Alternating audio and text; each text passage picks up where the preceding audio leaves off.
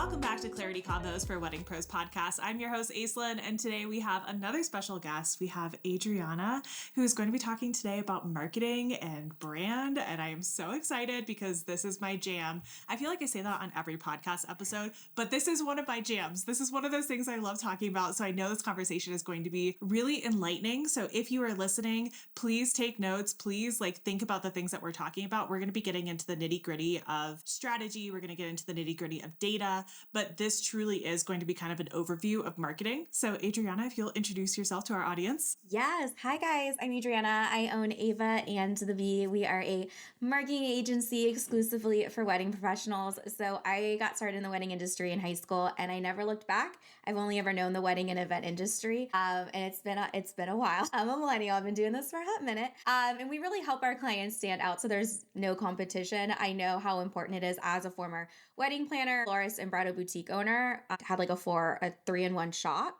And I know firsthand how important it is to stand out, to really elevate your marketing and to really consider your business as this cohesive brand appearance. Because whenever we start working with clients and they're always like, well, there's 700 new people every single week. I'm like, it's been like that for the last 15, 20, 30 years. The difference is it's more visible. So we kind of help focus how we can create that really solid marketing ecosystem so they stand out and really capture the right audience. Because we don't need a million inquiries. We need good inquiries. Yeah, absolutely. I hear it from my clients all the time that they need new leads. They need lead gen. And I'm like, okay, I don't care if you have 50 new people in your inbox. If you don't have one single person in your inbox that you actually want to work with, it needs to be a win for you and it needs to be a win for the client. You need to like the people that you're co-creating with. 100%. Yeah, that's definitely when clients start to work with us, they've usually been in business for quite a few years. So they know that ideal client. At least they have a general understanding. And it's like, okay, we need to get more of them, not the clients that are draining you, not the type of weddings that you just leave going never again. Because as a former vendor, we've all had those weddings where you leave and you're like, so how do we not have that happen again? Yeah, exactly. Well, let's dig in. So today we're going to be covering real examples of how to up-level every piece of your marketing, which I'm so excited about. So when we're talking about high-end markets, can you give a definition of the budget ranges? And I know this is going to vary market to market, but just generalized. Yeah, so I am a big statistical data person. I know there's 700 words that we can be using for what is luxury. And I'm saying luxury in quotations because literally every coach has their own opinion. So we're going to be using statistics from Think Splendid. They offer global market research. They are the gold standard, in my opinion, of the wedding industry. They just came out with their numbers for last year a week ago as of this recording. And it was the first thing I bought. I was at a conference, got the email, purchased it within an hour because it's that good. So premium market, which is what a lot of people are probably familiar with, is going to be $95,000 and under. So that's going to be kind of that premium mid kind of level range.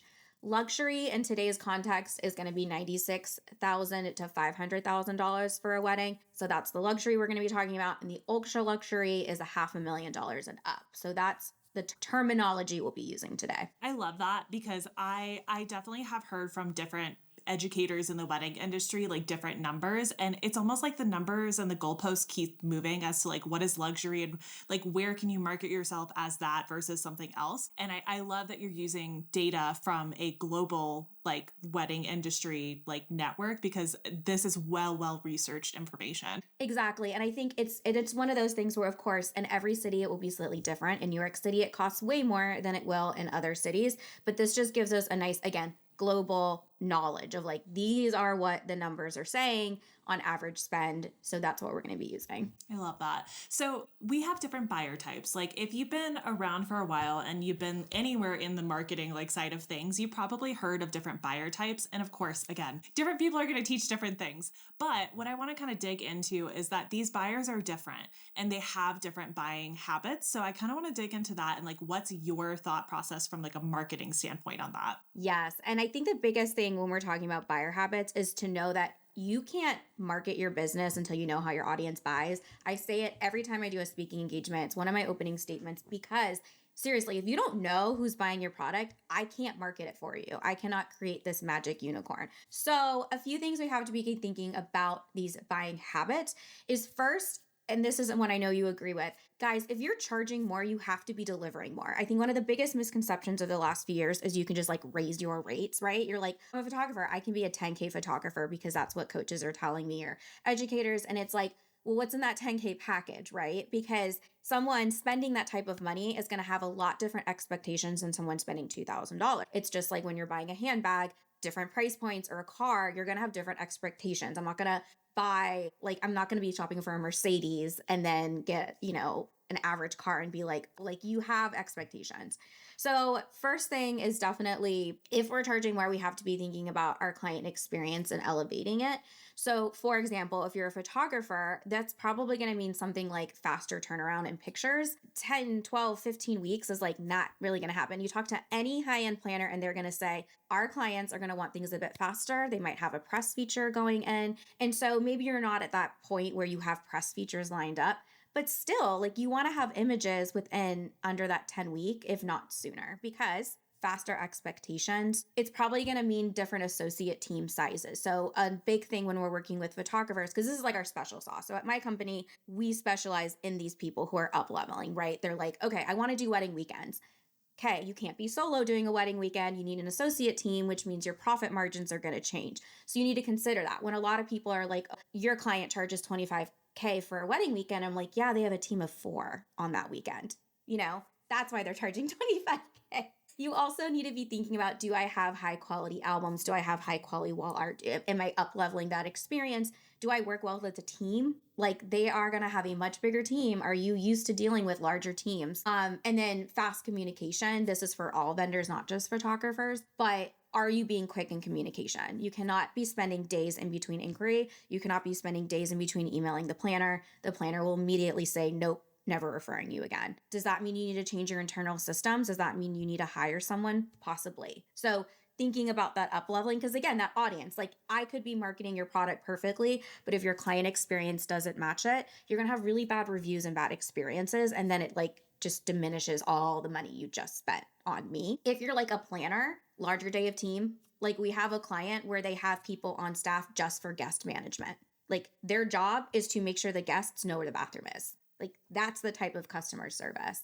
And it's also just understanding that like they will have more questions. Like, they have to be educated almost more. I think there's this big misconception that the more the client spends, the more they're just going to automatically trust you. And that's not really always the case. That's what my clients are actually telling me firsthand is, no, they have more questions. They have a lawyer involved. Like, they might have more questions. So just know that's not like a red flag. And then we also have to think about how are they spending their money. So anyone spending more money tends to value time over money. It's just anything in life. You hire a cleaning service for your home, no matter, because you value your time over the money. You're like, I can spend a couple $100s on this cleaning service. So if they're doing that, if they're spending time over money, how can, again, we make those touch points better? How can we not have a billion forms for them to fill out? Our contact form cannot be long anymore, guys. Just, it can't, right? And then we have to also be thinking about, how are we giving all of our touch points consistent? When you're elevating your marketing, you will start to get into a client base that notices the details. Typos, colors that don't match, fonts that don't match, logos that don't match. It sounds so simple, but whenever we're doing audits, is such an easy thing where I go, okay, I already don't trust this person because they're not consistent. I Googled their name and it looks like they're not active because they haven't posted in forever. So it's like, how are we going to make this consistency be part of the buying experience? Because I know they're going to be creeping. I know they're going to be doing a ton of market research. So I have to get real granular when I do my audits. Like, literally, this font doesn't match granular because I have to be building that trust. So what are some of the messaging things? Because we just kind of talked about like some of the buying habits of these types of buyers and these types of like couples who are getting married. What are some of the messaging things that need to change immediately if someone did want to up-level their marketing? If they're listening to you and they're like, that's actually someone I do want to work with, is someone who's detail-oriented and spending more and like their weddings are of a certain caliber. Like, what are the messaging pieces that would need to change? Yeah. And I think the messaging is hands down one of the things that when I start talking about, especially my like visual clients are like, wait, the words don't matter. And the answer is the words matter honestly kind of more than the pictures, because you're going to have a buyer type. You're going to have two buyer types in a relationship, typically, not always, obviously. So when I talk about buyer types, I talk in the DISC method. It's for buyer types. So that's kind of like the method that I use internally for our system. And you're going to have like an analytical buyer, usually someone who's a bit more like conscious focus, because remember, the buyer might not be the couple, could be a parent, could be, an investor in the wedding. And while the influential buyer, the steady buyer, the person who wants to feel is gonna like look at the images and care, you're gonna have the analytical buyer who's like, words tell me things. Like my husband, for example, words tell me things, not pictures. And one of the examples I like to give before I start talking about messaging is like why it matters so much is last year, or 2023, because it's 2025, right? Ritz-Carlton spent millions of dollars to change their marketing message, guys. They didn't change their logo. They didn't change their colors. They didn't change anything. You know what they changed? Messaging. Because they understood, I want you to think about your business as you are Ritz-Carlton, right? Like what is important? They changed their marketing message to leave better and transformation. So if a company of that caliber is thinking about messaging, it means we should consider it. So a few things when we're thinking about up-leveling on marketing is first, obviously your ideal client has probably shifted in an up level. So I want you to start thinking about what are the problems that my newer ideal client is facing that's different? And what are they facing when it comes to that dream result? What are the things that are keeping them up at night? Because those are the pain points that we're going to talk to. A lot of messaging isn't just painting a story, but it's talking directly to their pain points so that when they read your copy, when they read your social, they're like, they're in my head. The best type of copy is when they go, oh my God, you were in my head. So once we start thinking, what are the things that are keeping them up at night? What am I going to do to get them that dream result? And it's not just, for example, for photographers, it's not just that a couple needs photos. We know it's so much more than that. Why do these photos matter to them? Is it a family heirloom? Is it the fact that they're going to have generations there that haven't been together? I know when I got married, it was incredibly important for me to have film photography, not because I liked the look of it, but because I'm a tangible handheld person. I have next to me on my desk images, the film stills of my grandmother getting married in Germany. Like that is what I bought. I did not buy a Pixie set gallery. I bought physical items. That's a different type of buyer, right? What have they done to solve this problem? What do they want to feel when they look at their images? That's the emotion that we're going to be painting inside of our messaging. And it also means we might need to up-level some of our smaller bits of copy. So one of the biggest places we see this is our clients will do an overhaul on their messaging, right? We'll do their website, their pricing guides, their email inquiry, like we'll zhuzh it all up. And then their Instagram will be like just a bunch of emojis. And I'm like, cute, but our couples are reading that. So for example, how can we up-level our messaging? So a few examples, because I have tangible examples, because I feel like if you don't hear me say it, you're gonna be like, Adrienna, what are you talking about? So for example, instead of just being like, okay, for photography, you need to have 10 hours of photos for me to do my job properly. Like a really basic, like, hey, you should have 10 hours of photo. Okay, that's kind of boring. Instead, how can we shift it to paint the pain point? So we capture every meaningful moment from the first toast at your rehearsal dinner to the last wave goodbye after your farewell brunch. That is a quick way of me saying you need wedding weekend coverage, guys, without being like you need wedding weekend coverage, because they already know that.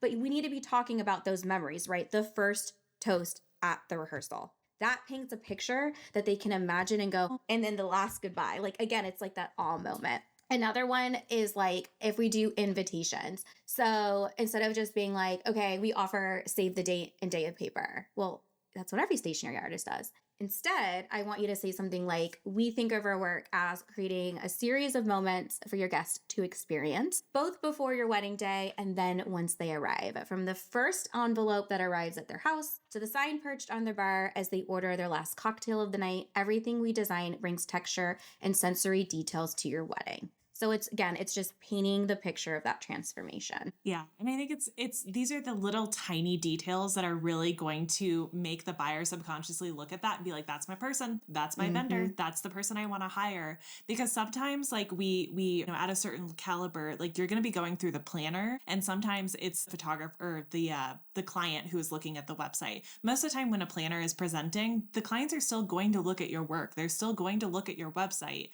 But a lot of times like you're going to to have kind of that like middleman, and it still matters what your messaging says, because ultimately, even if you have a planner involved, it's going to be an ultimate decision up to the couple or whoever is buying. Maybe it's the family members. Yeah, that is a huge shift we saw last year. I mean, it literally made us change our services. How big of a shift? Just so like people are aware of like, holy cow, it's big.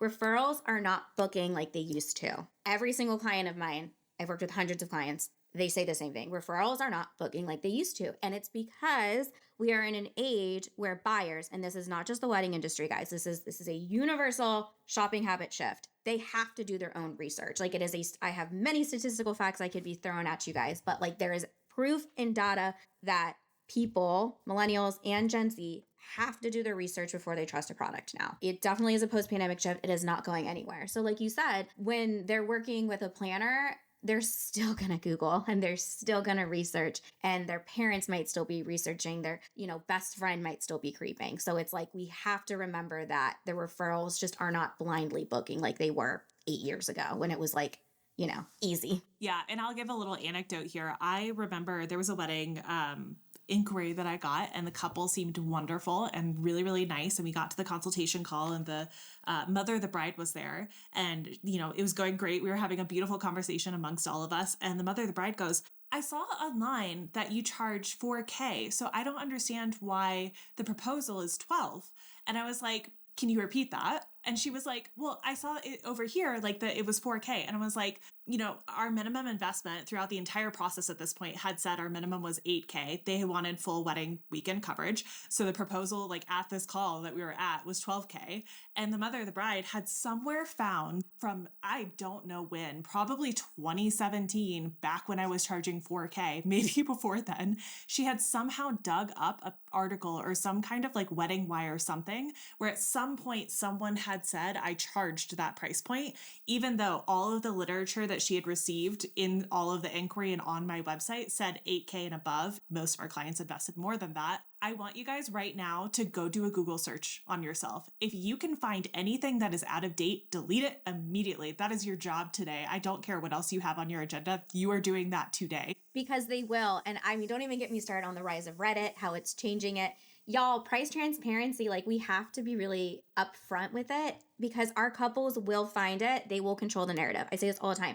Do not let them control the narrative, because they will. Of course they will. Like I can find any vendor's pricing right now on a spreadsheet or a Reddit thread. It's not private anymore. Make sure it's consistent and up to date, and make sure you're the ones controlling that narrative that you're giving out there, whether you charge $5,000 or $50,000. Yeah, absolutely. And like, end of that story. We did not book that client. And I honestly am very grateful. I don't think that client would have been very fun to work with, but I do think it's important to make sure that you're consistent across the board. Even if your client experience is consistent and like you're telling people the price point is consistent through the process, if they can find it somewhere else and they are the type of sleuthy people who want to find it somewhere else, they will. And I feel like, honestly, if they're like my age and millennial, like they're definitely sleuthers. Like my secret sauce, I can find anything on anybody. My husband laughs. When we first started dating, he thought he was not online. He thought within 3 days of our first date, I found him, and he was like, how did you do that? So they can find anything, guys.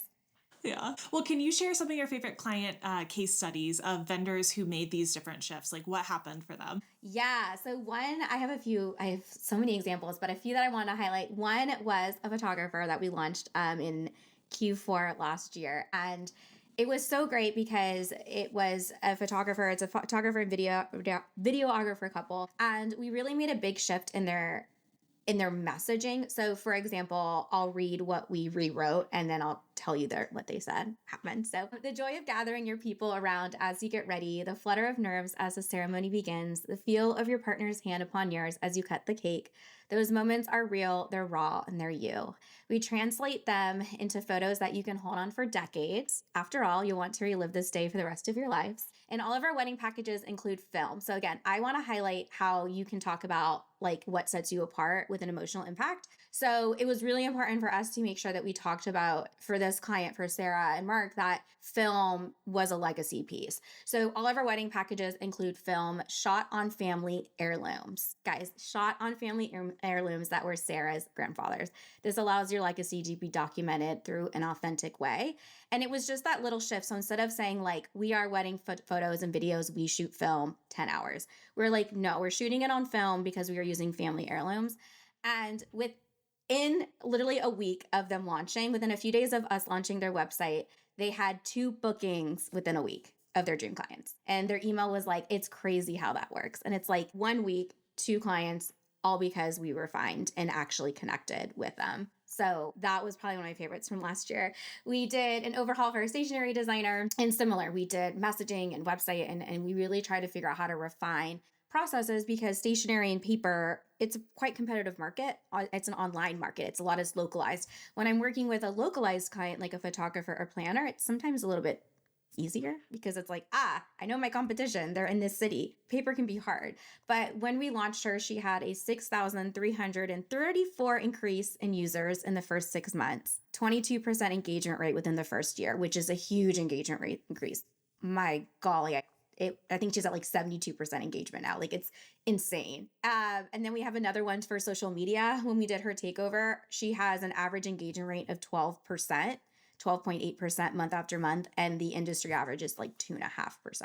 And that, again, is just in those little tweaks of her messaging on her social. Yeah, I truly believe that a lot of my success, both in the wedding industry and in the coaching industry, came from being a good storyteller. And it came from being able to share meaningful things that I knew would connect with my people. So when I was a wedding photographer, like towards the end of my career, I added my husband on as my second shooter, and our clients loved the fact that we were a married couple and that we like not only would share like this together, but also that my husband is an engineer. So what we did in our, so he still had his day job, and we also we shot weddings together. But what we did inside of our About Us page was I talked about me being the creative and me being like also like kind of on the analytical side still. Like, I definitely have like the logistics and the communication, like, and the like data driven like side of things. My husband is like all engineer brain, like that. He's very logistical. So in our About Us, we talked about like who I am and like how I bring like the creativity and the like emotional intelligence and the support, the logistics, and how he brings the data and how he brings the logical like engineering side of things to make sure that you are always taken care of. He's always at least 2 steps ahead of everyone. So when we talked about like how we work together, we weren't just like, we're married and we work together, because like no one gives a shit. They don't care. Like, They're like, cool. But they care about how I can like help them and how I can like give them an incredible experience, and how my partner who like was there with me on wedding day can also give them an incredible experience, and how we're better together. So there are so many ways that we can do this in our messaging and marketing. And I think like, yes, you could do this on your website, bring it into your social media. If you use social media, please tell your story. Please give someone something to connect with. It drives me freaking bonkers when I go to a page like that, like I want to engage with like a photographer, and they haven't posted for like 4 months and they don't have any stories up. And I'm like, what are you relying on? Like, I mean, like, don't They look like closed. social media's. They're going to look closed. And planners notice. We had a client who recently were sending out a proposal for Instagram for her because she literally said, a planner thought I closed. Yeah. There goes a lead source, guys, instantly. I've been retired for 2 years, 3 years almost at this point, and people still inquire with me for weddings. I remember like when I first retired, like somebody was like, do you still live like in the state that I used to live in? And I was like, no, I live 1,600 miles away and I retired. And they're like, oh, I couldn't tell. I was like, oh, okay, I gotta fix that. Yeah, but it's something like you said, it's like they're going to be looking and they're going to be searching, and it's not just the couples, but it's fellow vendor. I mean, it's such a big part of it. Like you said, with stories, I mean, guys, your stories, I don't know about you, but I spend more time in stories than I do in the feed. And Same. I know it is, I think it is like, we know Gen Z, Instagram has come out and said, y'all, Gen Z likes stories way more than the feed. Like it's unreliable algorithm wise. There's ads, like they don't like it. So it's like, if your bare minimum is posting twice a week in the feed, again, just to look alive. Get on your stories every few days, like make something that's consistent and share you because they want to know you regardless of price point. I think there's also this misconception that like the more someone pays, the less they care about you. And it depends on your ideal audience, but a lot of times they're gonna care about you. Like, I don't know why they wouldn't. So it's like, what is something that you can talk about every day or every other day? Like your routine, like just putting that human story, like you said, behind it, it will increase your engagement tenfold. Yeah. I had a client who she hired me and like we lived in different states. She got married in a completely different state across the country.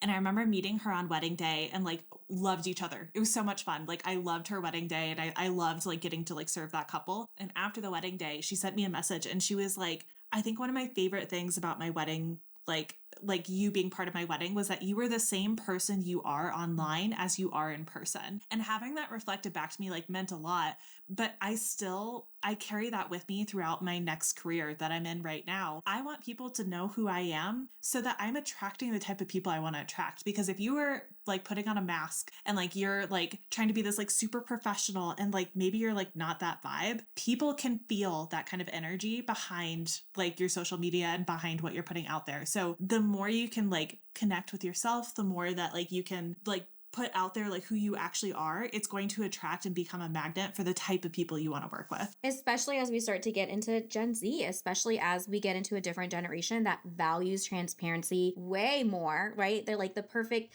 like think about, the perfect feed. We get so caught up on stuff like that when I really genuinely feel like in 5 or 6 years, when we have Gen Z truly as our main audience, it's not going to really matter as much because it's like, it's just, they are valuing different things than millennials did, which is great. So it's like, it's okay to like show up as yourself because like you said, then it's easier to market your business because they're invested in you and not just your camera, your planning, your floral ability. Yeah.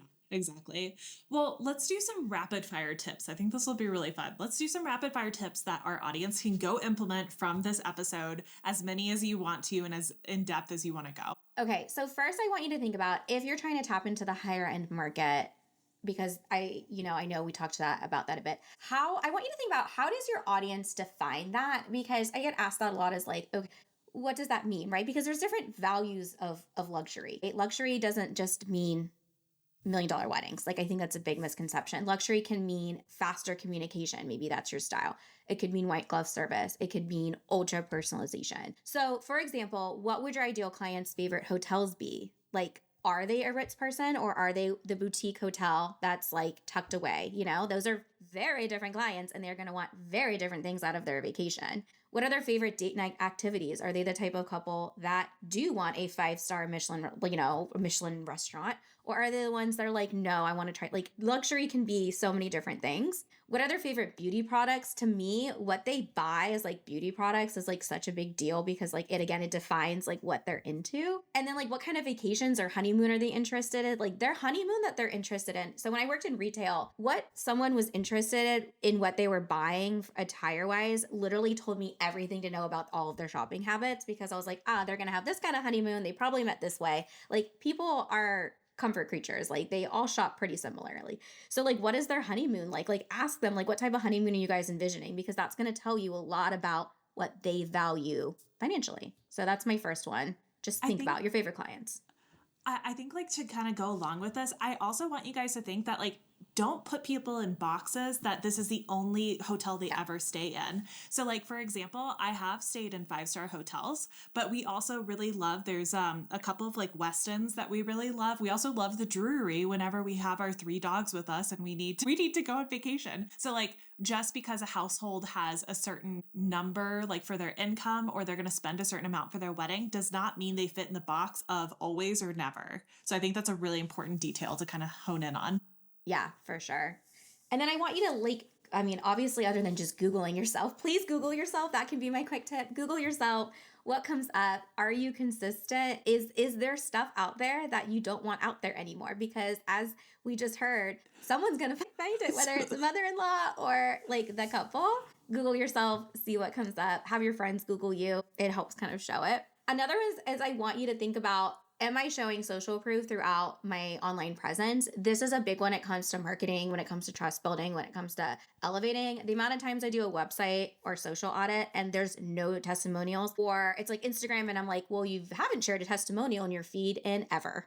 It's like, well, that's the easiest marketing content known to man, is to have someone else brag for you. Because if you're not going to brag, because we're artists and creatives and we hate talking about ourselves, I get it. Let your clients brag for you, right? Like, even if you only have 5 reviews, I want you to share that review. Like, I want you to every other week reshare the review. Like, no one's going to notice when you repeat content like that. Literally no one will notice or care. Like, it will go, no one will notice. Like, the people will notice that it's a good review, but no one will be like, oh, they shared that recently. And then like for your website, a huge thing is that people will hide their reviews on a single review page. And like, that's just not how consumers shop anymore. Like, if you were shopping, like, think about it. If I was shopping for a pair of pants and there wasn't a review on the page, do you think I'm going to want to find a review page? No, I'm going to want the review on the page I'm on. Add them throughout your website, homepage, every single page, sprinkle those testimonials in, because they are not going to be looking at that single page. Yeah. And I'll kind of go back to like the part where you're talking about like creatives don't like to talk about themselves or like share reviews and stuff.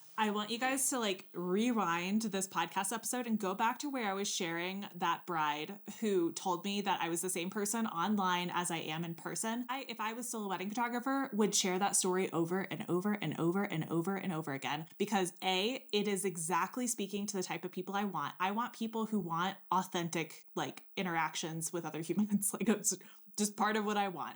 I also want people who are really good at reflecting back, like who I see myself as. So if you have these reviews that have like very specific things that you want other people to say about you and you also see in yourself, those are the perfect ones to share, even if it's just like a couple words from a, novel of a review.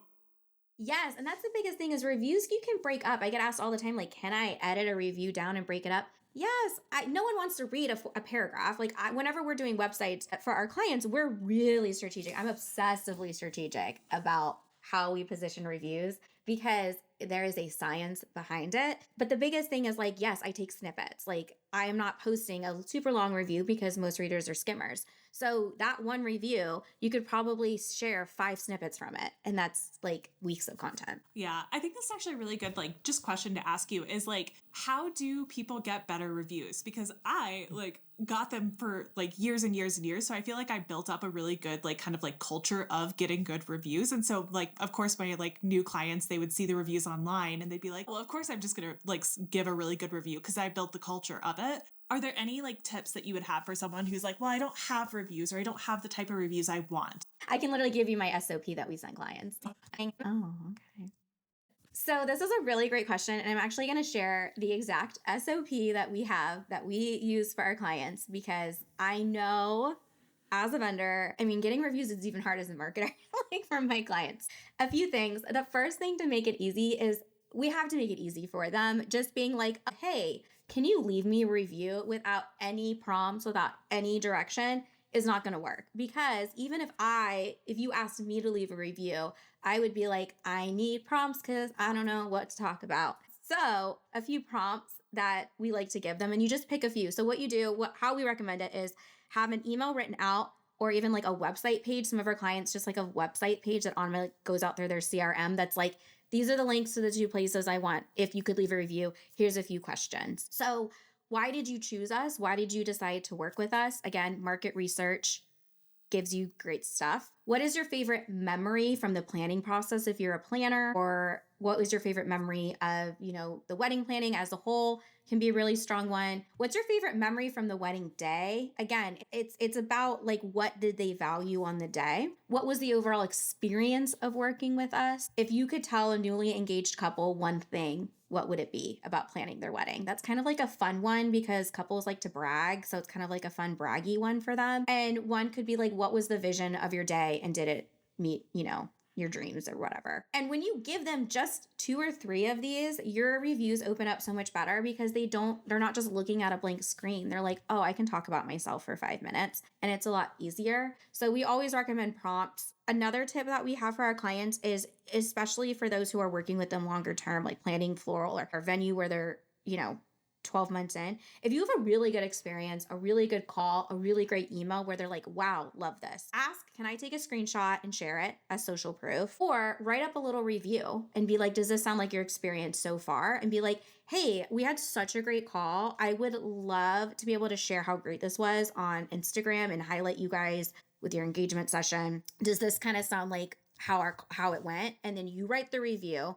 You get them to approve it. They go, yep, you post it. Get review. You don't have to just get reviews at the end of it. Like, I think the biggest mistake is like, don't just get reviews at the end of the wedding. Try to get reviews throughout the process when they're happy and actually are remembering. I love that. And we were just like kind of chatting like off screen about how like we're both very organized people. Like we have very like organized like Google Drives. So one of the things like I would recommend here is like make a folder of this stuff. Like have a folder of these testimonials. Have a folder of these like client like wins that you can share. Even if it's just like, wow, you're the same person that you like are online as you are in person. Like that's a huge thing that like 6 months from now you can be like, I don't know like what to put like for reviews or marketing. Like, oh, I have a folder of this stuff. Like it's going to be so helpful as you are up leveling to have this kind of documentation. 100%. I mean, at Ava and the Bee, a folder on my desktop is called A and B Social Proof. And it's screenshots of happy things. So that way, whenever we're doing case studies or reviews, it's like an easy pull from it. Yeah, I had,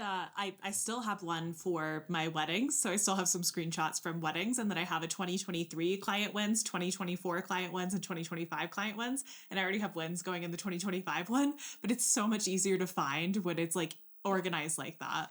100%. Because in the moment, if you were like, Adrienna, I need you to post on Instagram right now, I would freeze just like you. And this is my job. Like, I am not immune to this. I would freeze. But if you have like a folder of stuff, it's like, oh, wait, I can just pull from that. Well, this has been an incredible conversation. I like have taken a lot away that like I hadn't been thinking about in a while as far as like marketing goes. So I'm really excited for everyone who's listening to this episode and especially the rapid fire stuff. I thought that was like amazing, amazing tips. Tell us how people can find you, how they can work with you, and like who you help. Yes. So you can come hang out with me at Ava and the Bee. We are on Ava and the Bee on Instagram, avaandthebee.com. Ava and the Bee everywhere and always. And we just really love working with wedding vendors who are ready to up level and get to that next stage of their business. Whether that means you're increasing pricing, growing a team, niching down, moving cities. We work with a lot of clients who are rebranding like their business name, which is a whole thing, a whole checklist, an SOP that we have that's so long. But we love that. We love being able to kind of really dive into you and what makes your business shine out. And then we just kind of help amplify that for you because you already have it. We just put a little spotlight on it. Well, thank you so much for being here. Thank you so much for sharing all of your wisdom and the SOPs and all of the like really amazing tips that you gave us today.